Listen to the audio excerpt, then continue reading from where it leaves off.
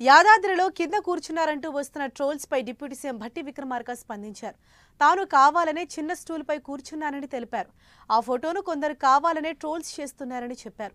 తాను డిప్యూటీ సీఎంగా ఆర్థిక శాఖ మంత్రిగా రాష్ట్ర ప్రభుత్వాన్ని శాసిస్తున్నానని, ఎవరికీ తలవంచబోనని వ్యాఖ్యానించారు. ఎవరైనా అభిమానులు నొచ్చుకుంటే అర్థం చేసుకోవాలని తెలిపారు భట్టి.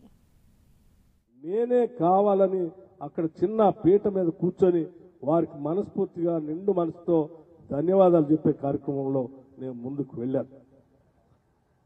కానీ దురదృష్టం, సరే ఆ చిన్న ఫోటోని తీసుకొని రాష్ట్రంలో చాలా మంది ట్రోల్ చేశారు.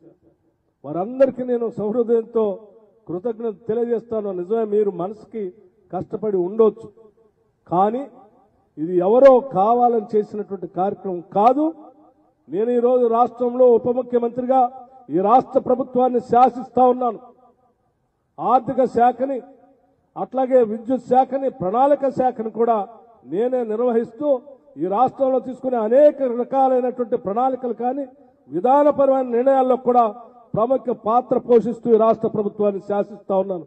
నేను ఎవరికో తల వంచేవాడిని కాదు, ఎవరో పక్కన కూర్చోబెట్టేవాడిని అంతకంటే కాదు, ఆత్మగౌరవం చంపుకునేవాడిని కాదు, ఎవరికి కూడా ఆత్మగౌరవం కిందికి తీసుకొచ్చే కార్యక్రమం కూడా చేసేవాడిని కాదు.